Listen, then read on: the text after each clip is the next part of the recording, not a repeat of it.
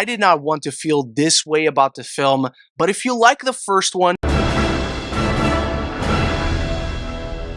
welcome back, DCEU fans, to my review of Shazam Fury of the Gods, a film that is the target of much interest and intrigue, but unfortunately, all the reasons for it are outside the film itself. Nevertheless, in this David F. Sandberg directed sequel, we find Shazam and now the Shazamily forced to get back in action and fight the Daughters of Atlas, who they must stop from using a weapon that could destroy their world.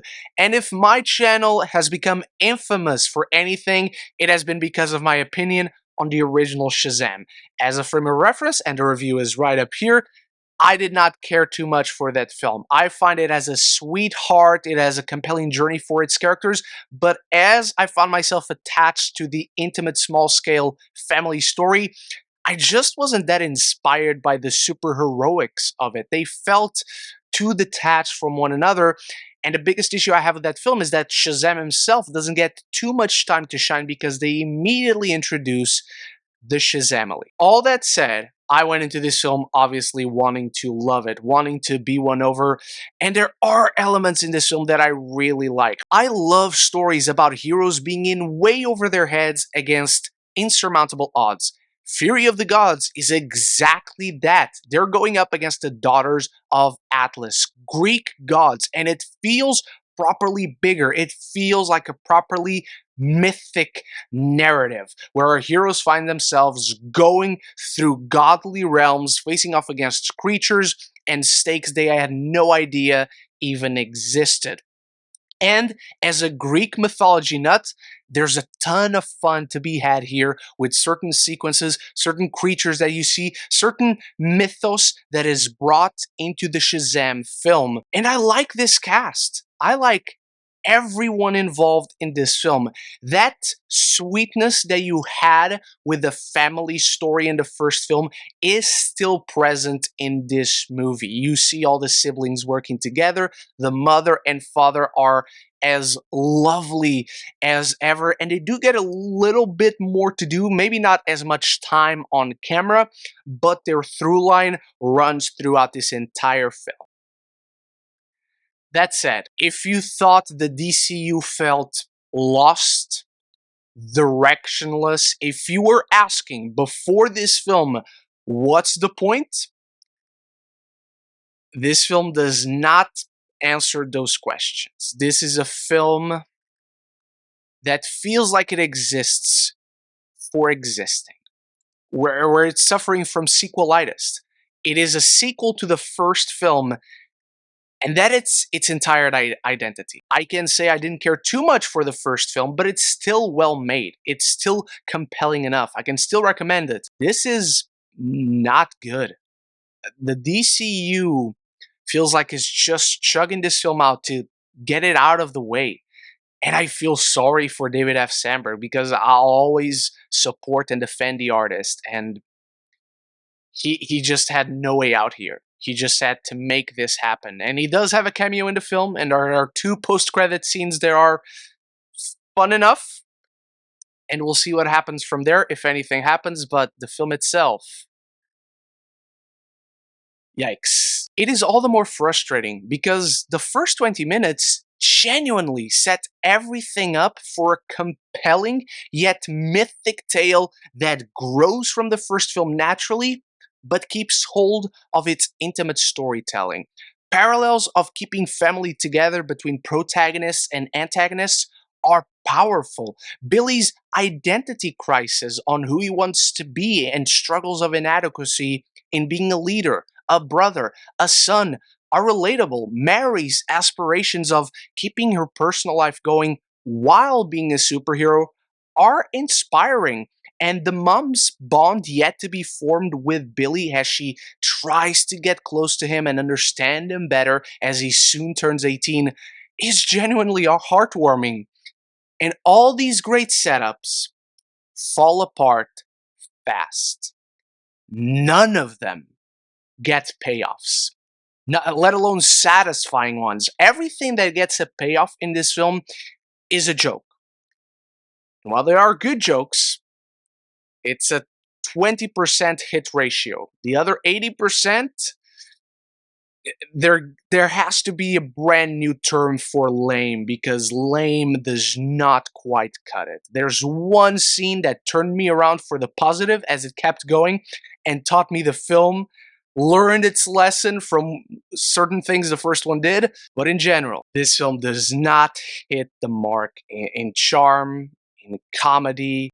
The genuine heart that the first one had, it's gone here. What also doesn't help this case is Billy Batson himself. Zachary Levi's earnest charm is drowned amidst a sea of annoyances that makes it so tough to like Billy in this movie.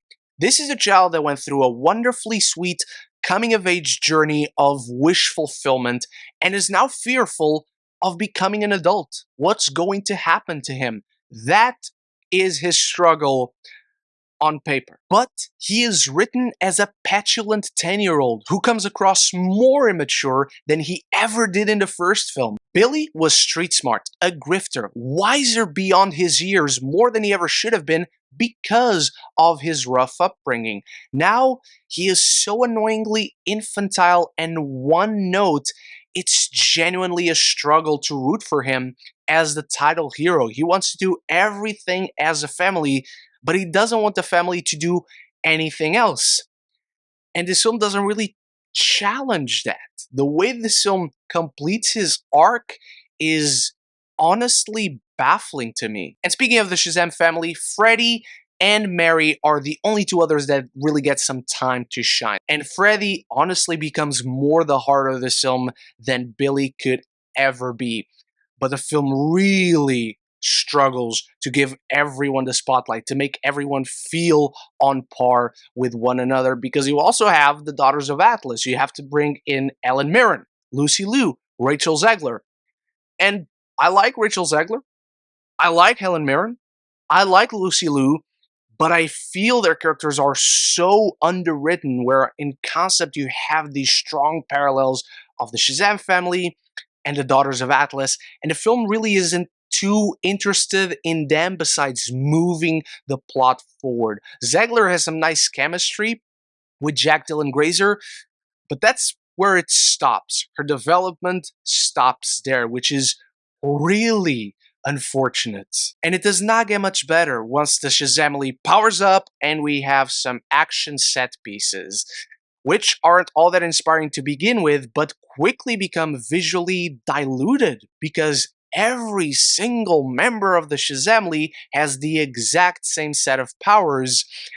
It's all just visual noise, and Shazam himself gets lost in the shuffle of his own movie. It's tragic, really. And it confirms all the fears I had from the first film once the Shazamily was brought in, becoming even worse here as the film wears it as a badge of honor, doing nothing to fix this issue, but also not really making it a point in the story. There was a potential there in concept to differentiate these heroes, as they're even known as the Philadelphia Fiascos, because they're not beloved by their city.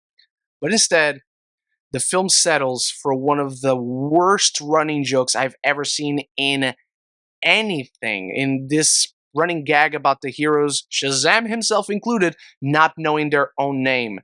And it just doesn't work. Speaking of their own name, the Wizard is in this film a lot. Jaimin Onsu is awesome.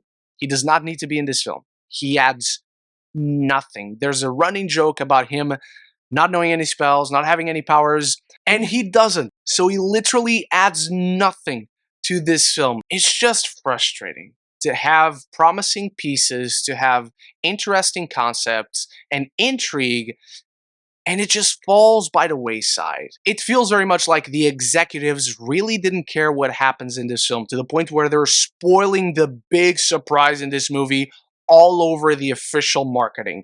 It's literally the only thing they can spoil in this film, and they're doing it because it doesn't matter going forward. And that's the terrible feeling you get watching this film. It's lampshade. Just watch the bright lights and they don't really care. And so you as an audience can't really care. And I know this is a bummer to watch. I did not want to feel this way about the film, but if you like the first one, I think you'll get more out of it than I did.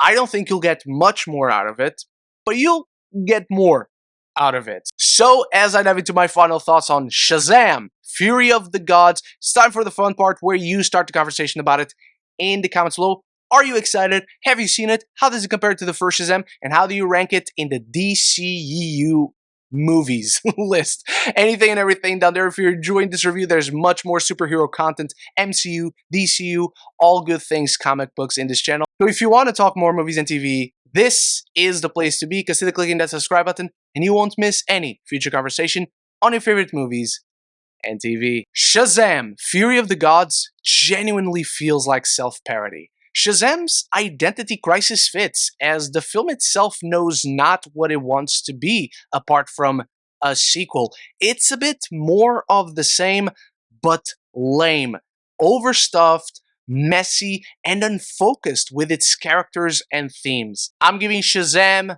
Fury of the Gods a D+. Thank you so much for watching. I genuinely hope you like this one a lot more than I did. Whether you agree or disagree, I cannot wait to see your thoughts on Shazam Fury of the Gods. Big shout out to my channel members for always supporting the channel. Now back very soon with more videos, so until the next one, love each other and love the movies.